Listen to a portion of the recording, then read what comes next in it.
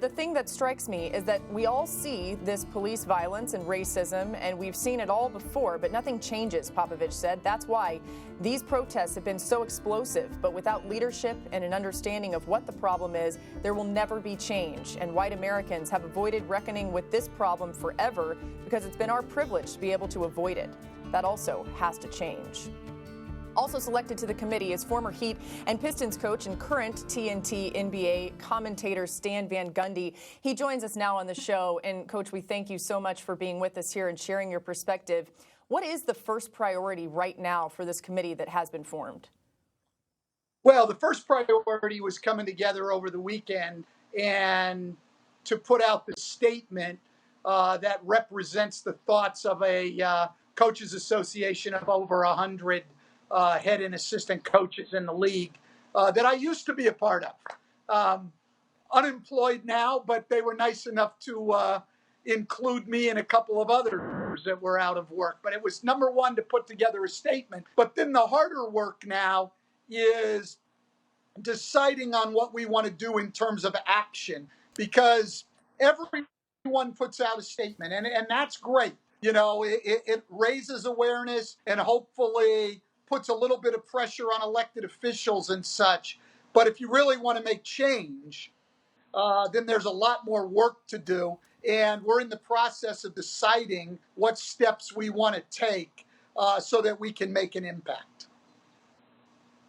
Coach, always appreciate you being on the show and always appreciate you, period, because of the issues that you've tackled over the years on behalf of African Americans everywhere. Thank you so much for being on the show.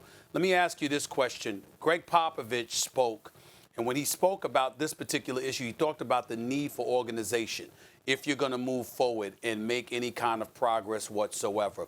I want to know that from you guys' vantage point, what specifically do you believe you can impact if indeed you take into consideration the organization that is the NBA Coaches Association and the kind of clout and cachet you guys can exercise? What do you believe can reasonably be accomplished in all of this? Well, specifically, we haven't yet decided, Stephen A. But look, change happens, I think, in two ways in this country, and always has, right? I mean, first, it's people with status and power and wealth who can gain attention and gain the ear of the people in charge. We have some of that in our association.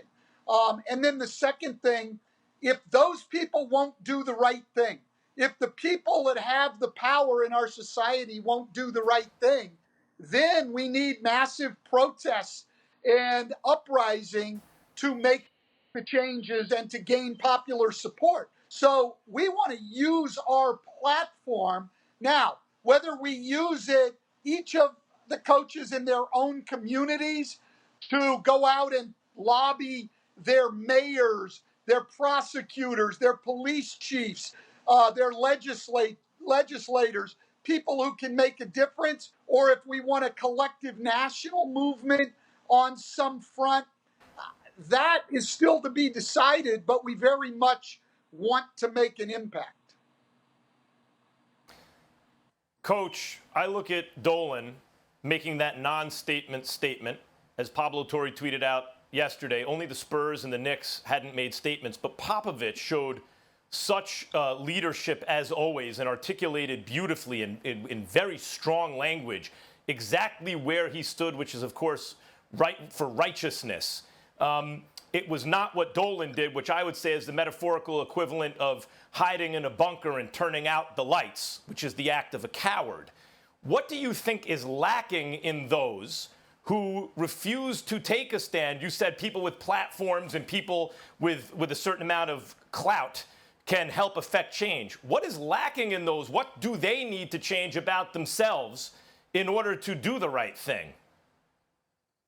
Well, that's a question probably way beyond my expertise. Look, I think one of the things that we would like to do in the Coaches Association is to collaborate with the players, but also to bring our owners in. Because when we talk about the most powerful people in our society, you know, certainly the people who have the connection to the NBA are the owners. You know, these are some of the wealthiest, most powerful people in the country.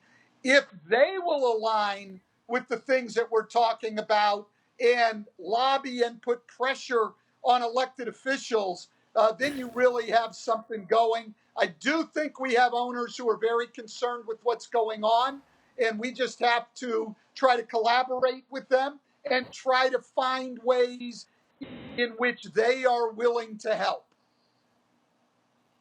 Coach, you've been on the record, I believe, as recently as 2018. You were critical of the NCAA, called them one of the worst organizations ever. You definitely was critical of the NBA's one-and-done rule. As you watch things in our society unfold, having unfold particularly over the last week, and we've heard the cries of folks from the African-American community about the kind of stuff that has been going on. What role do you believe sports has played in contributing to the level of frustration African Americans feel throughout our society today? I don't know if it's sports directly, Stephen A. I think it is more general. It is people who have status, wealth, power in our society and haven't done anything or haven't done nearly enough to make any changes as to what's going on. I think that's where the frustration goes to. When we had our call this weekend, Steve Kerr said, and he was absolutely right, this is a white people's problem. You know, it is white people who have been in the majority throughout the entirety of our country's existence, and we have oppressed black people for that entire time.